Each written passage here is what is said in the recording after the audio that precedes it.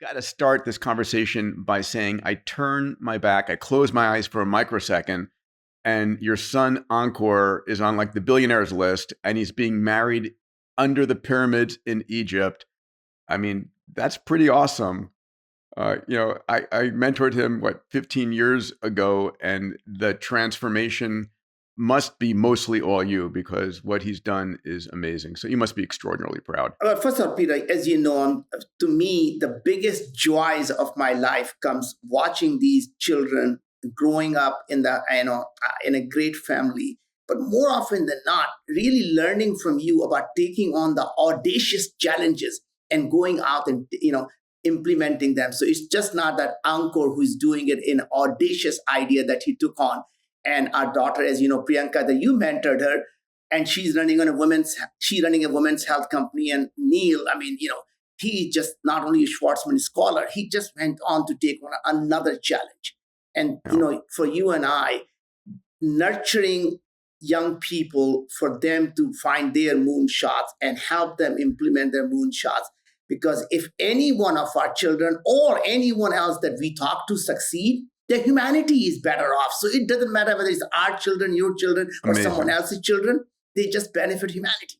I want to hear your advice. So before we go to raising kids, give me an overview, pal. Mm-hmm. Remind me what it was like for you growing up in India. Where were you born? What was life like in your early days? So, Peter, we grew up very, very poor in India. We had no place to stay. We had no food to eat. We moved from village what town or village were you in? We didn't have a place. Peter, we moved every probably 12 months, 18 months. We moved from village to village because my father decided not to take any bribes. And if you don't take a bribe, his boss didn't get any money. So he was constantly transferred from one village to another village until we went to such remote villages where there was nothing to be built, nothing to be done. So he's not taking anyone's bribe anymore, right? So we grew up in very, very rural, Your dad was working for the government? Government work, yeah. So he worked on the public works department. His job was to build the buildings and the road.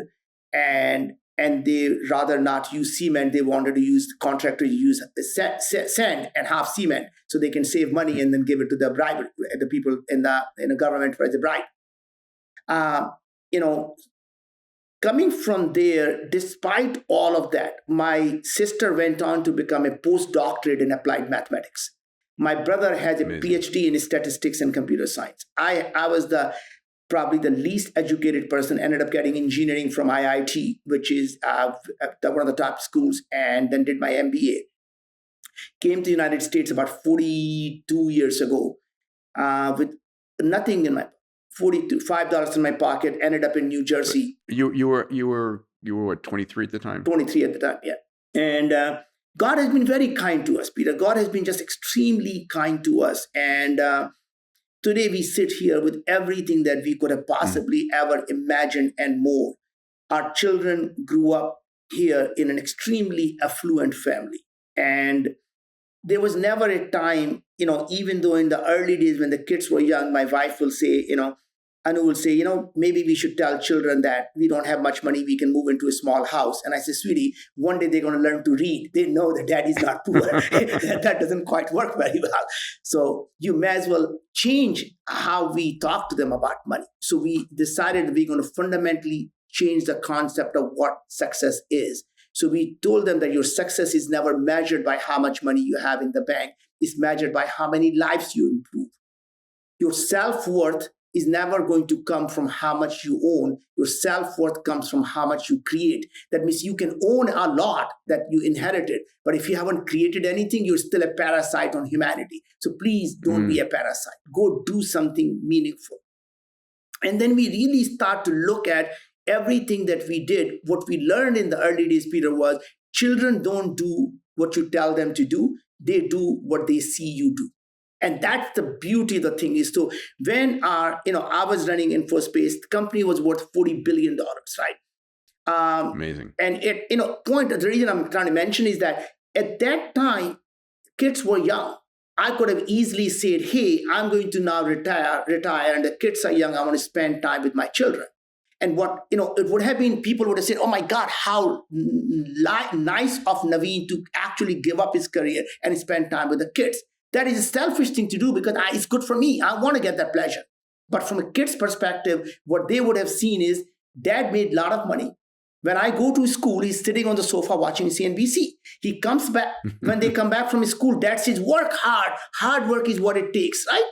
And they're watching dad sitting on the sofa, watching CNBC. They say, I want to grow up just like my dad, sit on the sofa and watch CNBC, right?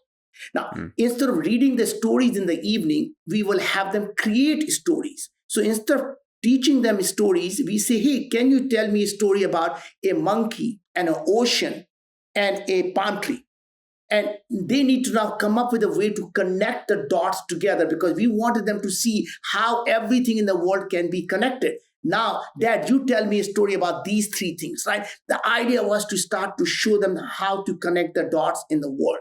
The most important thing, Peter, was giving them intellectual curiosity. And the job of a parent is not to take the kids to the water and make them drink, but make them thirsty. And the way to create thirst is intellectual curiosity.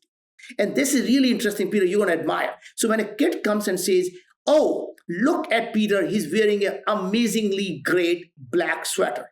You don't say, oh, yes, that is a really great sweater. You say, Ankur, or, Jet, that, the black doesn't really exist. It is simply the, electromagnetic waves, the photons that are hitting our light, and the color is created in our brain. And so what you're seeing is actually not real. And the reason is you want them to challenge everything, even that they think that they can take it for granted. That's the black sweater, right? The point is, once you challenge them to start taking that every single thing can be challenged, even the thing that they're seeing with their eyes may not be right, it allows them to start thinking about how to challenge everything that they have. Right? And as we wrap up here, the last thing really is allowing them to ask the right questions, right? So when we talk about solving world hunger, you don't talk about how do we increase the yield of the food, how do we reduce the wastage. Instead of asking how to produce more, you question about why do we eat food, right? And you simply, when you say why do we eat food, you need energy, and what are the different ways to get energy? And suddenly the solutions that you are seeing are very different than simply growing more food and wasting the food. And we can go on and on about symptoms and the root cause, but that's really the way of actually educating children. I agree with you. When I drop my kids off at school, my parting words are ask great questions today, right? And when I advise CEOs in the Abundance Summit, it's, ask great questions today. It really is about the questions you ask in life. Like you said, God, GPT, sort of, what are you prompting? I had the pleasure to get to know your kids early on, and spend time with Ankur and Priyanka and Neil, and they interned and worked Neil with actually me. interned for you. I mean, he learned more from you than I could have ever taught him. How do you think about at their ages of sort of 14 to 18 to 23? What is your advice on what kids should be doing during that period of time? How important is the school they go to? How important is the experiences they have? Go a little deeper there. So, Peter, I think this is something so important and so crucial. I think taking children to learn about different things. So, essentially, taking kids to Abundance 360, to me, or taking them to Singularity University, there is no better investment you would ever do in your children to bring them, to expose them to different things that are out there that they don't even know about. Exposing them to coming to Abundance 360, having them learn about AI, having them learn about what nanotechnologies are, having them to learn about what is coming up, allows them to start thinking about what is possible. And that is the key. The best investments you make in children are exposing them to different ideas, different things about different possibilities, as opposed to having them find their passion early. Your job should be to expose them to different ideas, different people, taking them to work, taking them to actually see how you work, seeing them that you are humans, you make mistakes.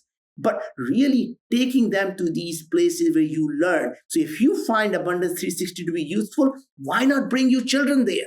If you find Singularity University to be helpful, why not bring your children there? And Peter, as you know, all three of our kids went to Singularity University. All three of them were involved with X Prize because they saw the possibilities coming out of X Prize. All of them have come to abundance because they see what they can learn. And to me, that is the best thing I can ever offer a parenting advice is take them to the great places where they can learn and be exposed to different ideas. Yeah, amazing.